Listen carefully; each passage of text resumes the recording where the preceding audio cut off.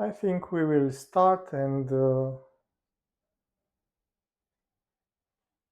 meditate, and then the inspiration for today, like I promised, we will speak about the objects for meditation, for concentration.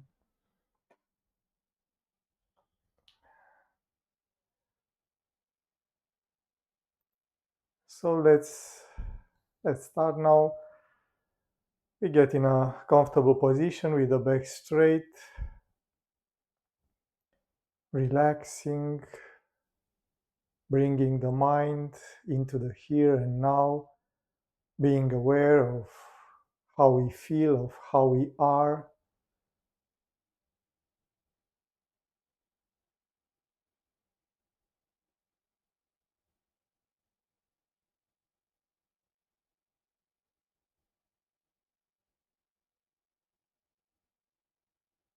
We bring our hands together in Anjali Mudra, this gesture that bring our attention, our consciousness in the middle of the chest, a little to the right, that place that we point to when we say I. And from there we embrace everything with love, kindness, compassion,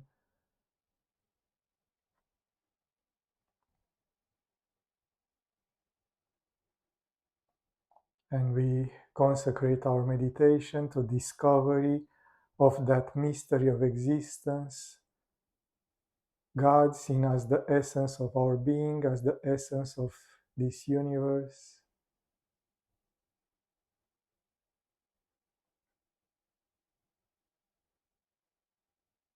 We offer the fruits of our meditation to the benefit of all sentient beings.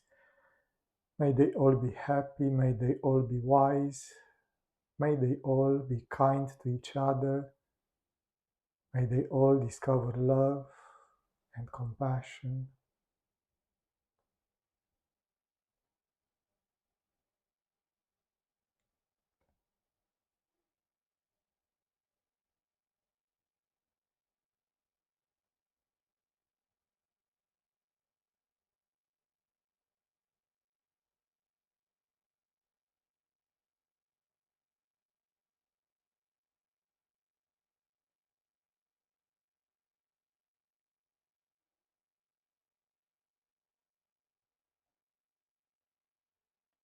And now we let our arms down and we will start with the warming exercises to be better prepared for meditation. The first one is the rotation of the head. We let our chin down, rotating the head to the right slowly with awareness. We feel the stretching and contracting of the muscles in the neck.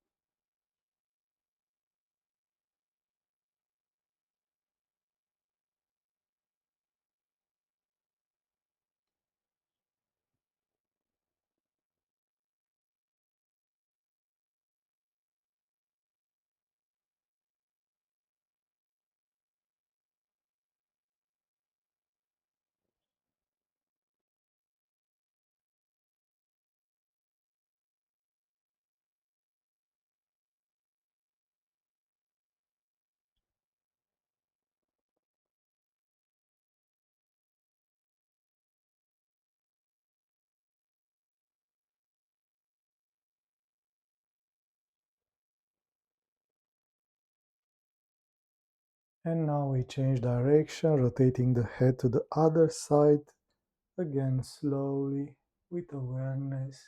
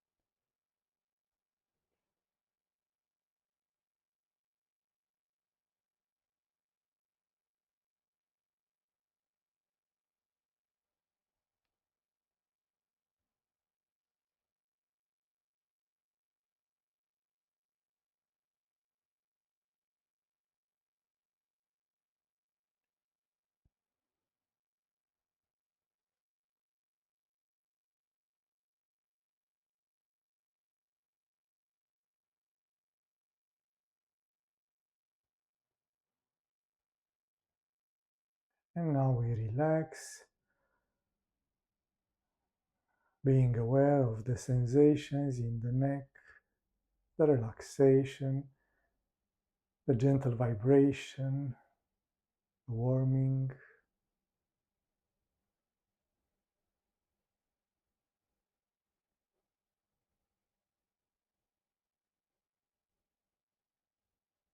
We continue now with the rotation of the shoulders up to the back, opening the chest, bringing together the shoulder blades down to the front.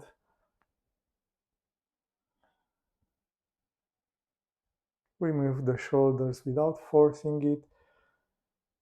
We want to relax, to remove all kind of tension from our body.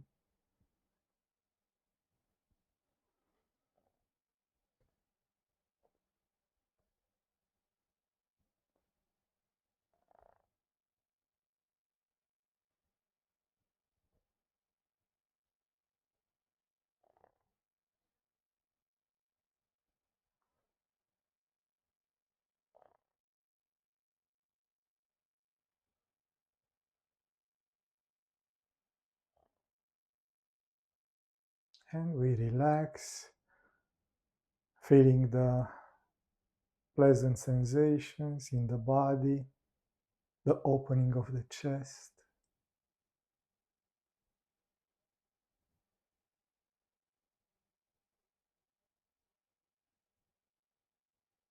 We continue now with the stretching of the back. We clasp our hands in the back. Exhale, bending forward, bringing the arms to the front. Inhale, coming back.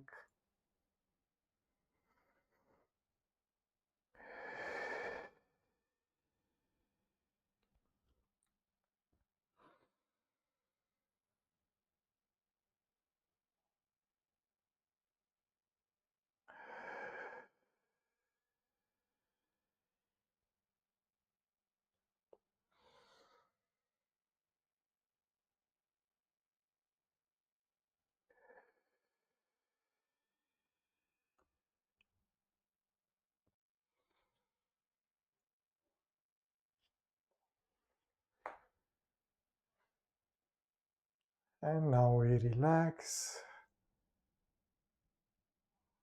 Again, being aware of how we feel, of how we are, the joy of being.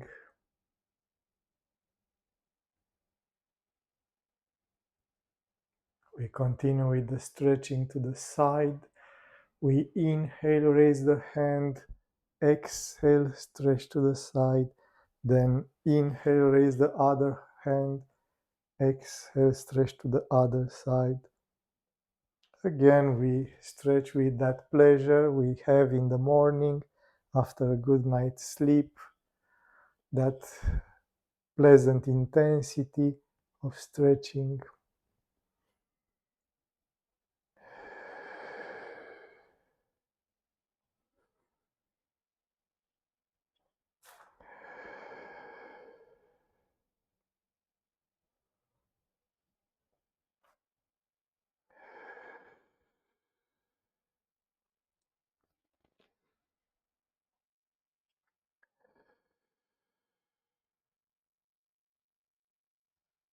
And now we relax.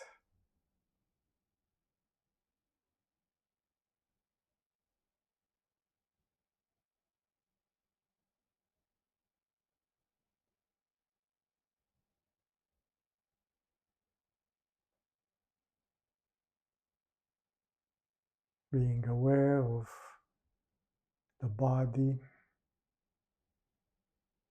the relaxation.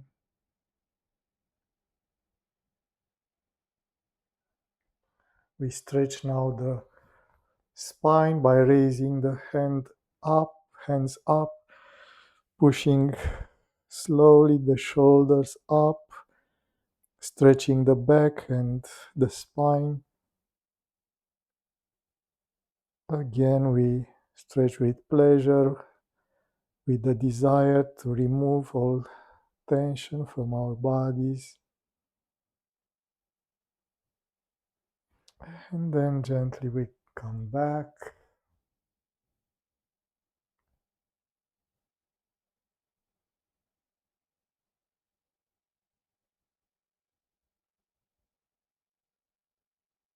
And we continue with the twisting of the spine to the left and then to the right. Again, without forcing it, we stretch with intensity, but in the same time with gentleness.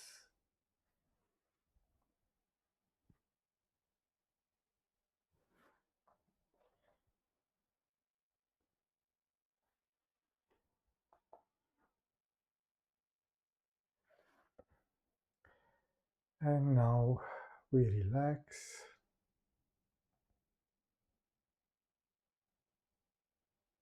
And we finish our warming with the twisting and bending. When we exhale, we bring the right shoulder to the left knee, then the left shoulder to the right knee.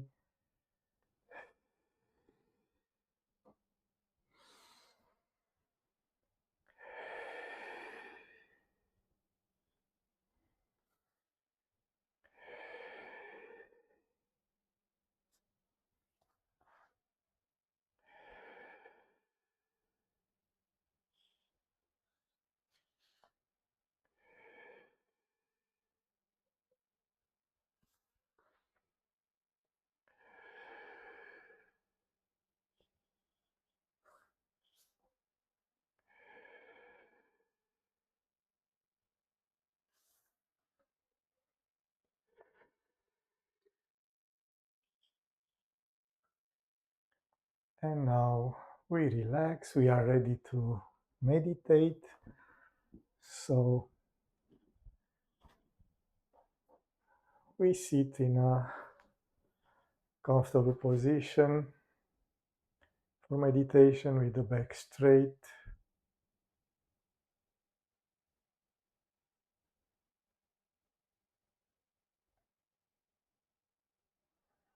Finding that inner balance between the firmness of the pose and the relaxation so that we can remain still for a long period of time, transforming the stillness of the body into the stillness of the mind.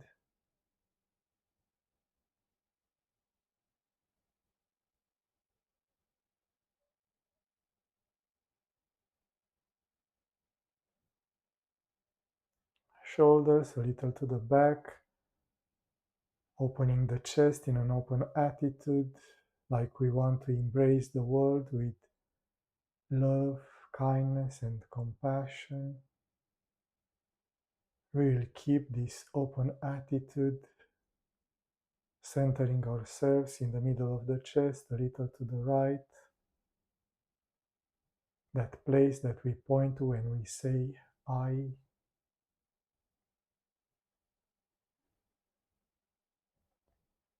We let our mind calm down.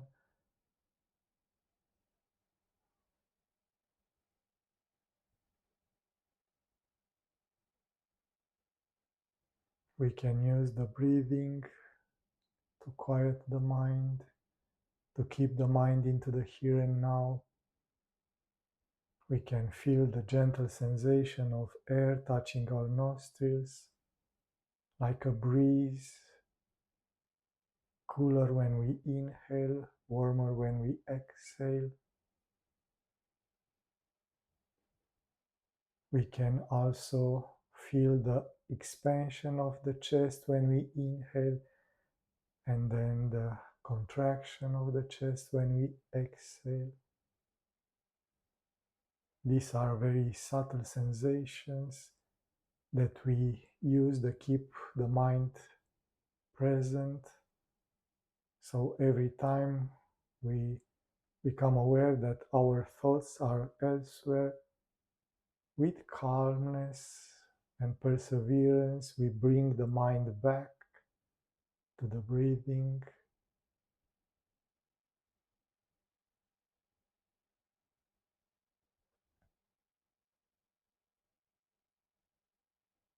Following this gentle rhythm of breathing, we become aware of the rhythm of life.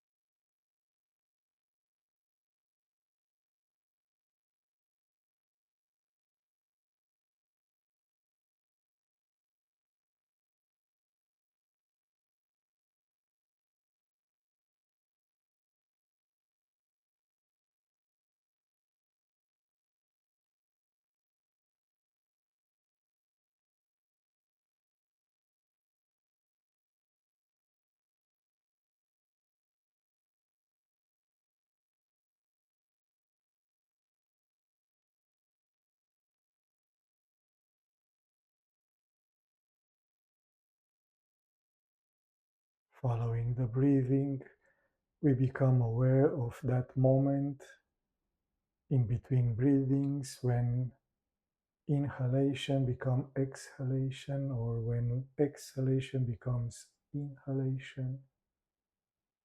There is a small moment of void, of stillness, in which the mind is suspended without thoughts, completely still. We try to remain there for a second or two in between breathings, in between thoughts.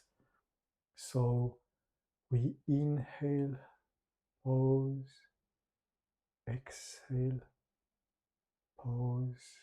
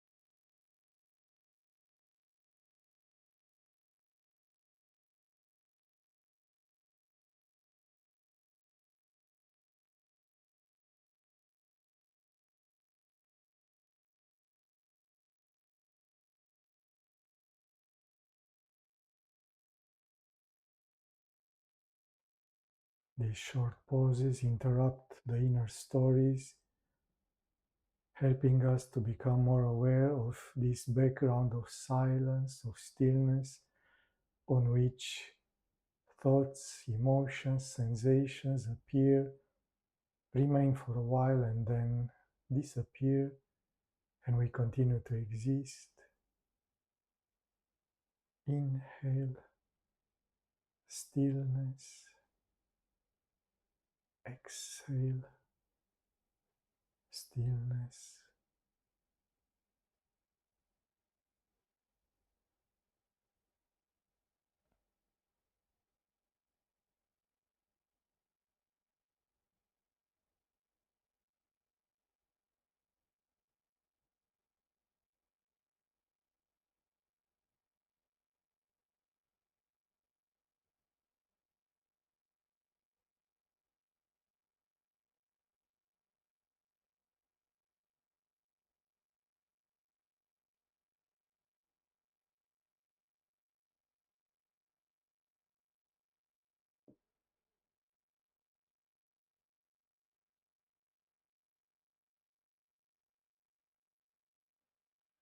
This inner space of silence is the space of the heart, Hritakasha. So when we inhale, we enter into the heart.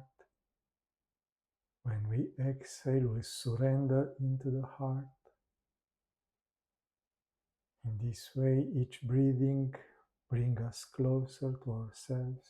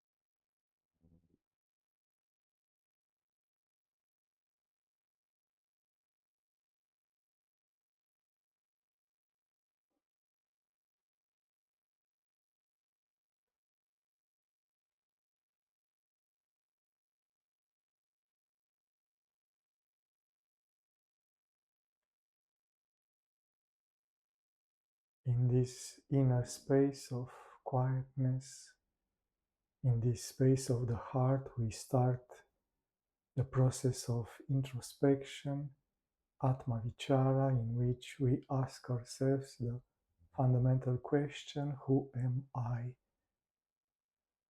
The mind cannot answer because the answer is the existence itself. So we ask the question, we are the answer. Who am I? We can use everything that appears in our awareness to get back to this I am feeling.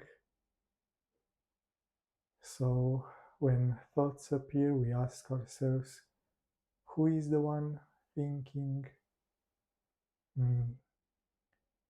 Who am I? When emotions arise, positive or not so positive, who is the one experiencing these emotions? Me. Who am I?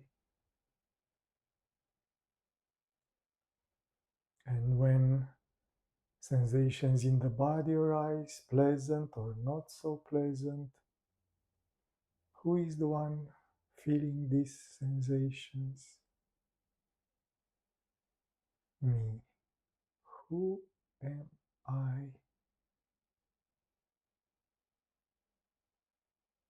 In this way, we get back again and again to this I am feeling, that answer to the question. I am that becomes a tremor of the heart, a vibrating light so intense that we can just surrender, being without being someone or something, pure existence, pure consciousness, pure bliss.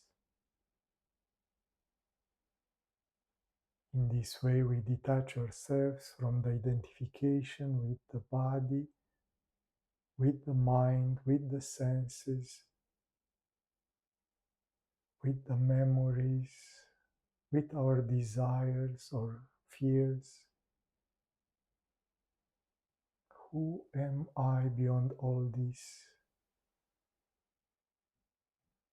We ask the question, we are the answer. We are consciousness and bliss. We are infinite, eternal. We are.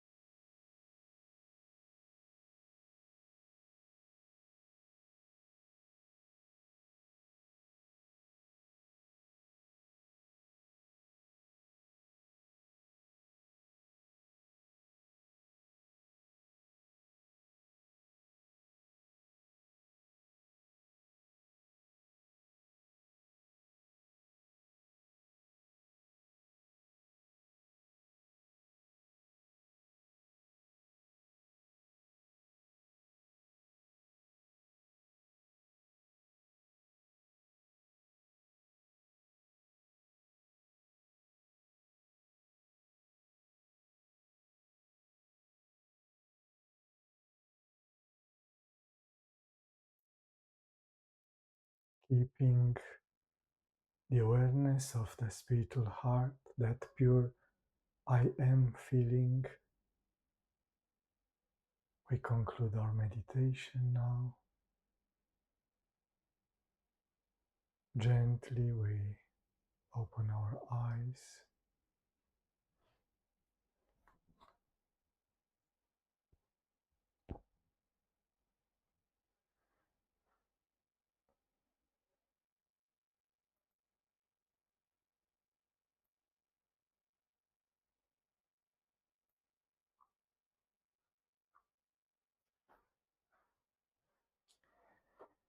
So, like I promised you today, we will speak about the so-called meditation objects. So, things about which we can focus our awareness. For sure, if you read Yoga Sutras, you become aware that meditation is a way, a form of knowledge.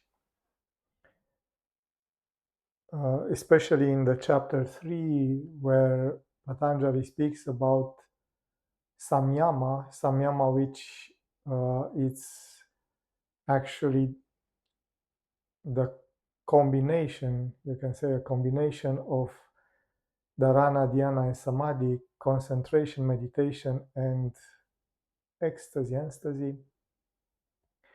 And this kind of knowledge, which is a very different knowledge than the way in which usually our mind is knowing things, Patanjali says that help us to gain a subtle knowledge, a different kind of knowledge, which also manifests as a kind of spiritual power. So for this reason, sure, if you read the third chapter of Yoga Sutras, you can see there a lot of different objects on which you can realize samyama to achieve the different kinds of spiritual knowledge and different kinds of spiritual powers. The way in which this kind of thing is working is because the mind has this power to take the form of the object on which you focus your awareness. You see, in the world, when we use our mind, we are not aware of this process. When we focus our senses towards something, and I say focus our senses because when we try to know an object, we only think about our sight. We look at the object, but actually we focus all our senses toward that object. But because usually the object with which we interact in the world are mostly seen, we are not aware that we also try to hear the object even if the object makes no sound. We try to smell the object even if the object has no smell, so on and so forth. But in the moment in which we focus our awareness towards this object, let's take again as an example this ball. Yes, when we focus our awareness towards this ball, for sure the first impact is the sight. We see the form. But when our mind tries to recreate this reality what is happening actually. Even if we don't think about it, our mind contains the sound, yes, the sound that the ball makes. Even if we don't hear the actual sound, yeah, the ball didn't make the sound, but in our mind, we know that this object makes that sound. So the sound is already there. Again, we we have in the mind the feeling. Yes, it's a metal, it's a smooth metal. So in our mind is the touch. And sure, we can try to smell it to see if it has some kind of smell. And our mind already imagine the kind of smell that a metal ball can have. So, and even taste, yes. it it can imagine how the bronze of that uh, Tibetan ball can taste, the metallic taste of the ball. So when the mind try to recreate an object, it actually try to recreate with all those experiences, even if they are not available at the moment. We only see the object, we didn't touch it, we didn't hear it making a sound, we didn't taste it, we didn't smell it. In our mind, all these are created. Yes. So it's actually like our mind try to take the form of the object, and it uses in this recreation all the knowledge that already has about that object. And even if it doesn't have the knowledge particular to that object, it try to imagine, okay, I don't know this object how it feels, but I felt other similar objects, so I can imagine how the metal feels to the touch. I didn't taste the ball, but I can imagine uh, how a metal object tastes in my mouth, and so on and so forth. So you see, the mind is a powerful instrument to create this inner reality. And when we try to know something, if we really use all the powers that mind has us at his disposition, we actually create a very complex reality of that object. And sure, we can say what is not real, is not this object, is just my imagination. But for the mind, there is no difference. Yes. Sure, if we actually can come in contact with this object, the mind will replace the thing that imagines with the experience. Yes. So until we touch it, the mind can imagine how it feels. But when we touch it, automatically replace, and it's like uh, that knowledge was there from the beginning. For the mind is not that, oh, before I imagine that it's in this way, and now I know that it's in this way. For for it, it's like it was always like that.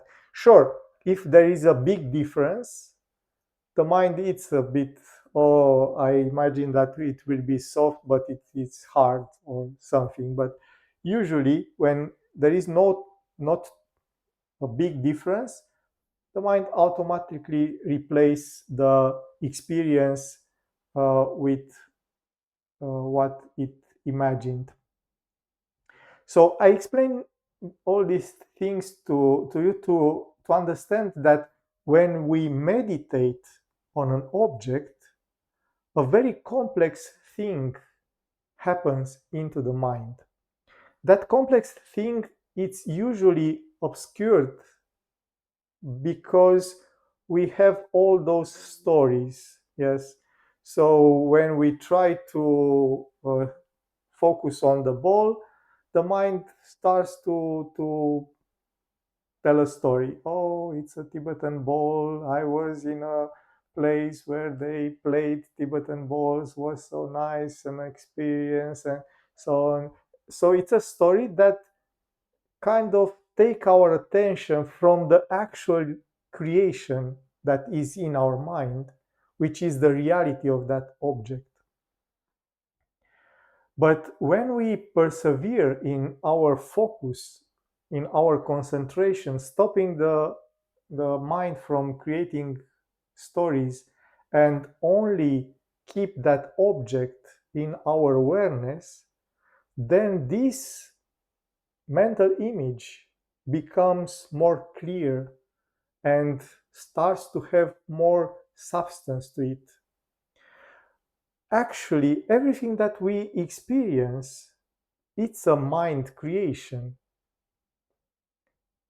For sure, is based on the actual experience. So, if we look at this ball, we will see this ball and not an apple or anything else. Yes, but what we actually see is what our mind creates about this object, and the mind usually fills the blanks. So if we again didn't touch the actual object and just see it from the distance, the mind puts the touch feeling there, and again until we actually touch it, we have this blank there filled, and we have this sensation, oh, how it is to have the ball in the mind, in our hands. So it's a very complex thing, but if we keep it long enough, it becomes more alive, more clear, because there is no there isn't this fluff of the stories around it anymore. And sure, when we choose an object for meditation, we will not choose something which doesn't have some kind of spiritual connotation, yes, spiritual uh, thing about it, because having in mind what is happening, so we create a reality. uh, I read somewhere that Osho Rajneesh at some point said, oh, uh, mantra is not important. You can say Coca-Cola and you will have the same effect. And for sure, if we only want to focus the mind, we can say Coca-Cola again and again and again, and the mind will become focused. But what is the mind creation? It will be a bottle of Coca-Cola, yes. So even if the mind is focused, it will not have this kind of spiritual awakening. And for this reason, it's important to have a good object, to choose a good object of meditation, yes. Sure, there are some stories, like very famous story, I think Ramakrishna was telling it, but I'm not very sure, maybe Shivananda, but the story goes like this. A shepherd, uh, one that had was a shepherd for cows. So he goes with the cows to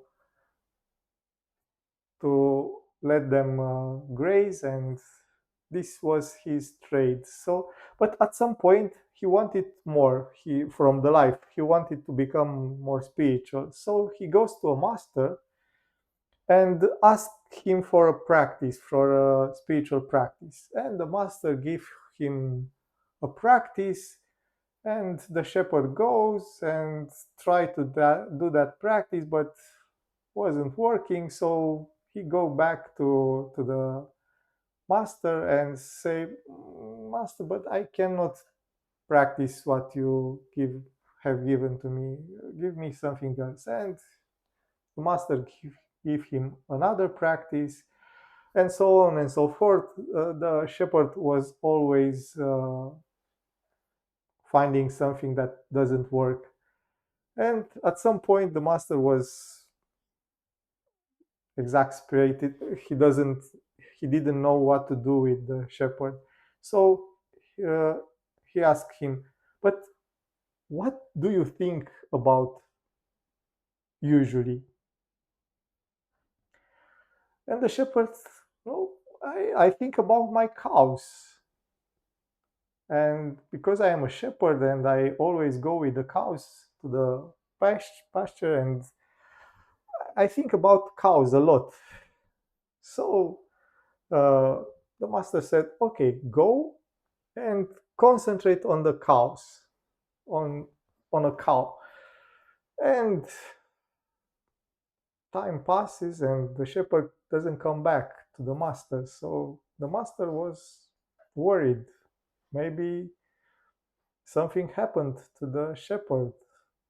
It has a problem.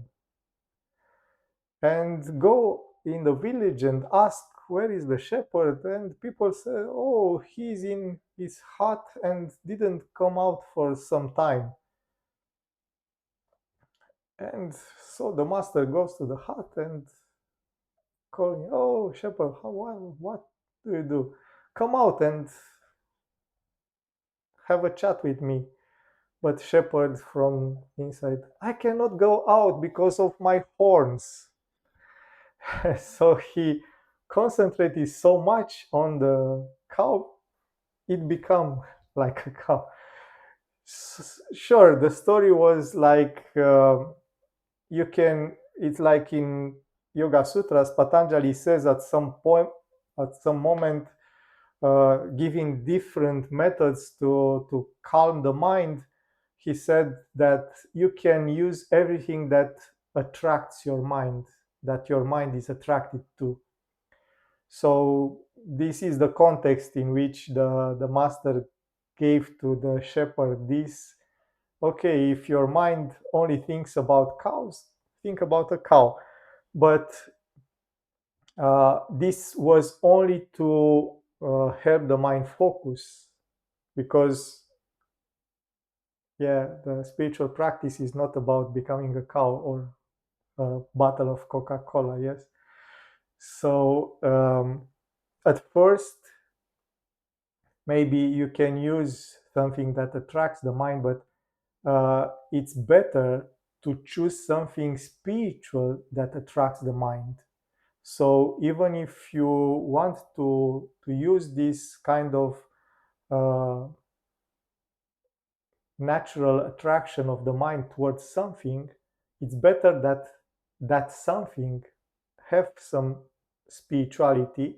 So becoming that thing, you become more spiritual. Yes. So this is the recommendation that I give when I explain that sutra. Don't choose anything. If you are attracted by a Coca-Cola, don't meditate on the Coca-Cola. So choose something that sure makes your mind feel good, but had some spiritual connotation, some spiritual background. Yes. So let's see what we can choose. For sure, the first category, the first group, it's called Shtula. Shtula means gross, mundane, so something that is possible to perceive with the senses directly. So it's an object, it's a physical object. So this kind of physical objects can be like a statue. of a deity. And you see, you want to meditate on an object, you can choose a statue of some kind of deity that you feel some kind of attraction. We are sure we are Christian, most of us, so we will choose, for this reason, we can choose a representation of Jesus or Virgin Mary or some kind of saint if we feel this. Or sure, because we are yogis, we can choose Shiva or Shakti or something.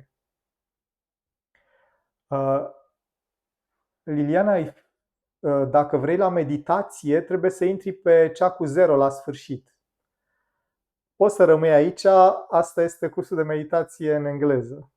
Sorry, it's someone that is from Romania and I don't know if it wanted to be here. We have the meditation in each evening. We have a meditation, so I think wanted to meditate, not to be here. So going back, you can choose if you are a yogi, you can choose Shiva or Mahavidya, a statue of Mahavidya. But even if you choose a statue, you have to be aware that it's just a metaphor for something spiritual. So if you choose, I don't know, like Shiva, you think, okay, he makes Abhaya Mudra, the mudra that dispels the fear, or all these kind of symbols. It's better to be aware of this when you look, because your mind will take the form of all those symbols, yes, and make them present there. You can also choose the picture of a master, yes, like Ramana Maharshi or another master that inspires you.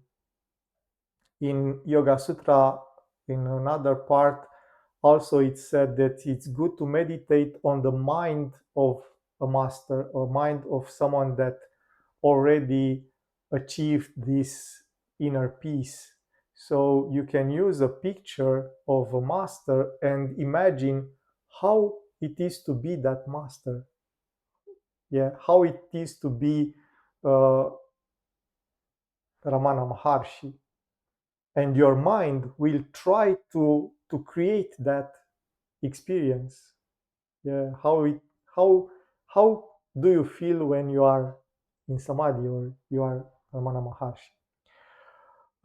You can use also a yantra or a mandala or a Shivalinga, which is more abstract but still a powerful object.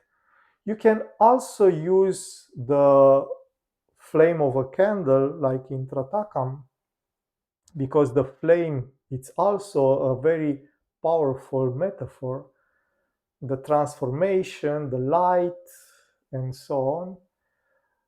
But also you can use the sound of a gong, like this one, yes,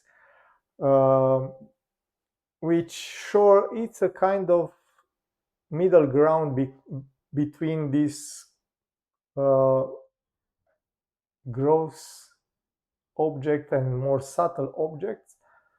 But also you can use devotional song, like in bhajans or kirtans, which also it's a way to focus the mind. Again, this maybe it's better for the next level or category, which is the middle ground between the external and internal. And here, sure, here can enter more like the devotional songs and this kind of bhajans, because here also you can focus not only on the song itself, on the sound, but also on the feeling, the love, the devotion, the aspiration. So this can also be objects of meditation. So the devotion that you feel when you hear a beautiful song in bhajans or kirtans, um, also in this category enter the bodily sensations. So the pressure of the body on the meditation cushion, or the way the breathing feel. We used this feeling of the breathing to calm the mind, and it's a meditation object that it's used from a long time ago from Buddha. So observing the sensation that the breathing makes, not just the breathing itself. Uh, and also in this middle level, it's the visualization. So when you visualize an object in your mind, so you can look at the uh, representation of a Shiva, but you can also visualize Shiva as I don't know, Nataraja dancing with all the symbols and such. Also, you can visualize a master that is in Buddhism, especially in Tibetan Buddhism. They use a lot of visualization. So they visualize the master in the heart, sitting on a lotus and doing some gesture, and I don't know, the master in the lotus of Sahasrara or something. Uh, the yogi texts are full of this kind of visualization. And the third category, the third level, is the sukshma, the subtle objects. And here are like the inner sound, the anahata nada, emotions like love, compassion, trust, courage, and also open concepts like infinity or eternity or uh, prana, the energy of life. All these open concepts are useful because uh, the mind trying to take the form of love, it's a beautiful thing if it succeeds, yes.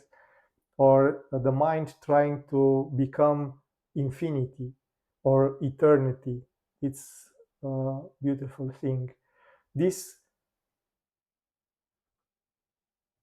attempt to understand not with a story but with an experience, it's what makes all this thing work.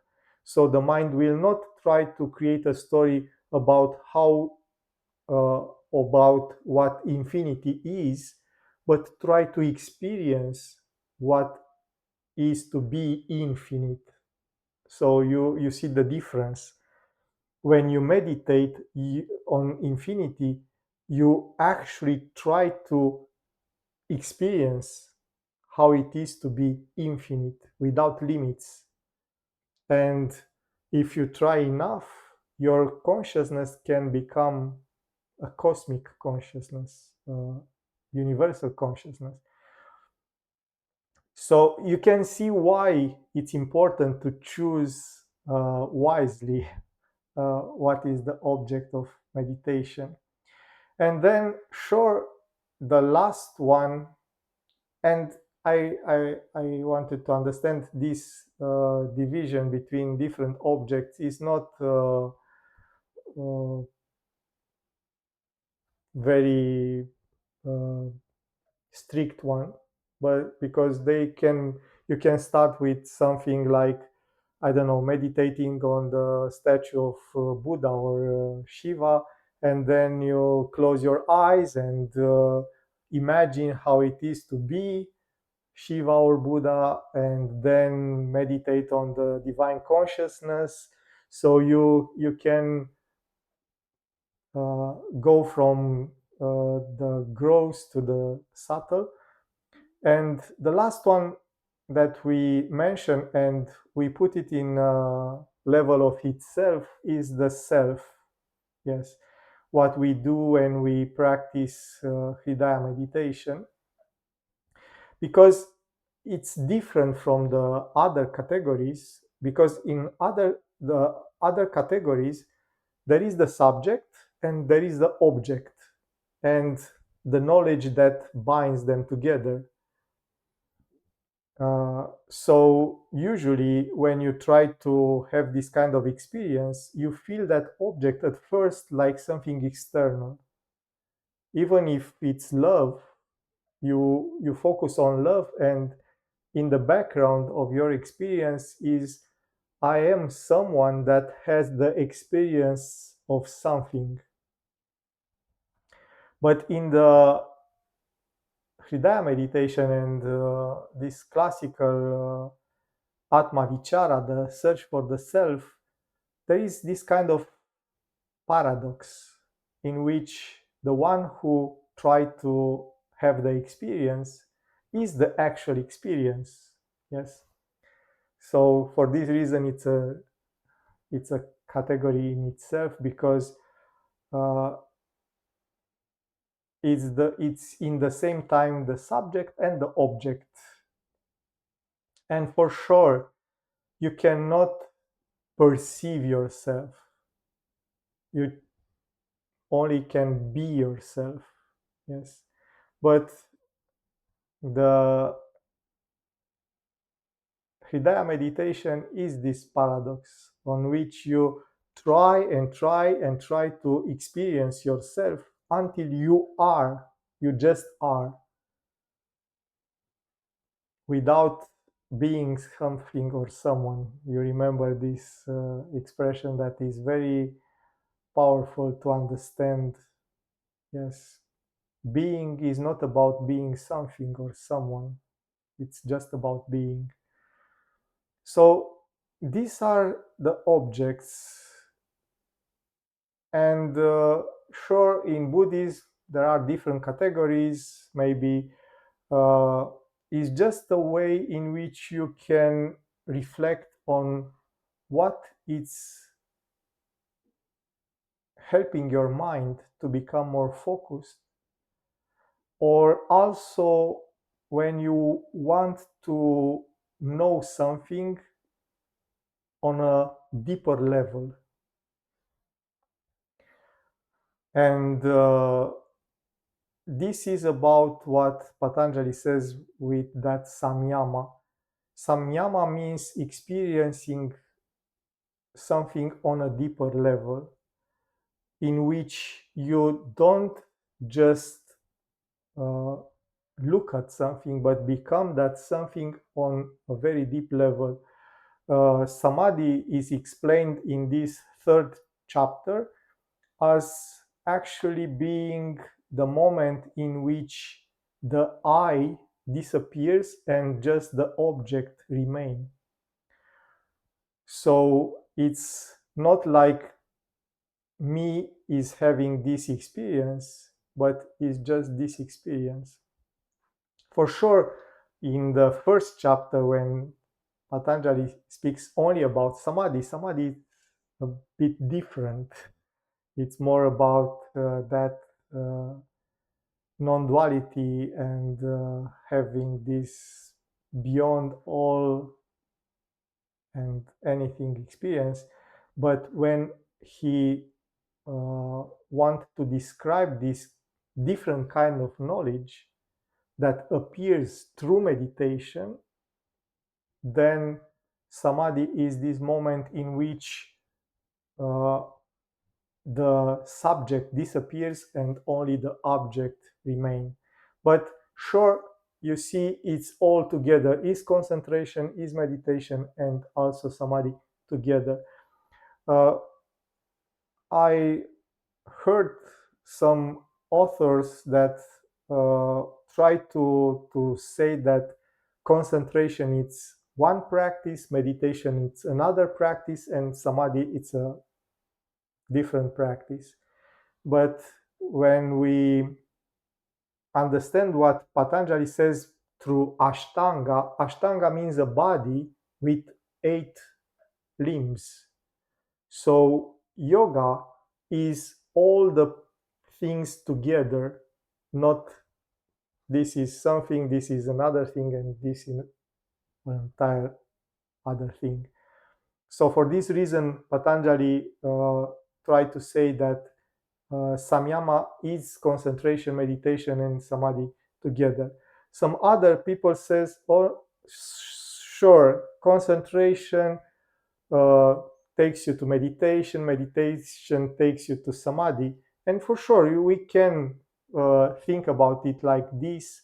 But when you are in samadhi, your mind is focused, your mind is beyond thoughts and flows towards the object, and so on and so forth. So they are all together present there. You sit in an asana, you breathe like in that special form, and so on. If you have questions about these objects. Question, Sebastian. Yes. When we choose a physical object, we do as we do with the flame, we look at that and then we close our eyes and try to keep the image, or we are always with the eyes open, focusing on that object. When it's an external object, you practice like Trataka. So you look. But it's that special kind of look is not just looking, but trying to become that object using your sight. And for sure, at some point, you can close your eyes because the object is your mind, actually. And becomes like a reality. So the moment in which you can, like say, close your eyes, is the moment in that object becomes a reality, and is not like. And this is maybe an important thing to understand. Is not like you see the object with your eyes closed, but it's like you feel the presence of that object.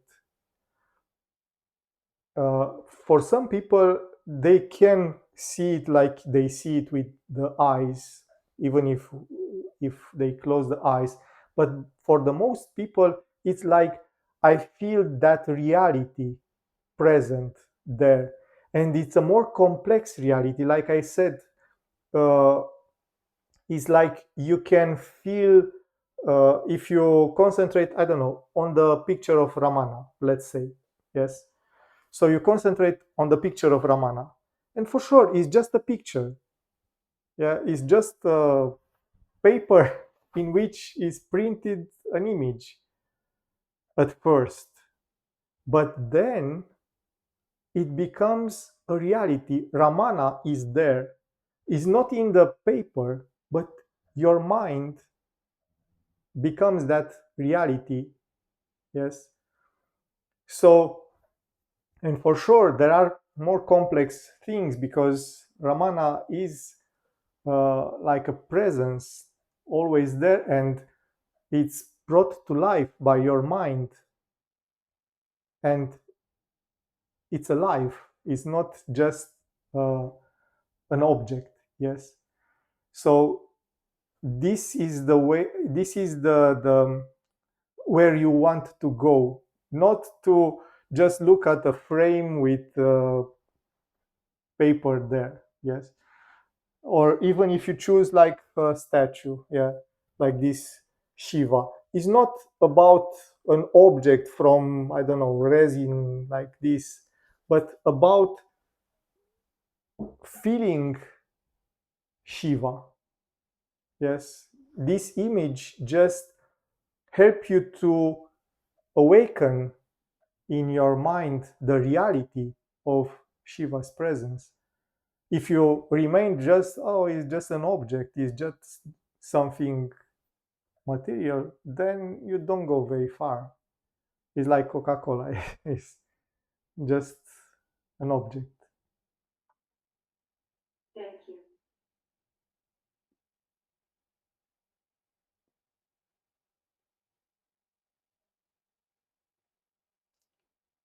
So think about it, and I hope it's useful. And with this, we conclude our meeting today. Have a nice evening and see you again next time. Thank you, Sebastian, very much.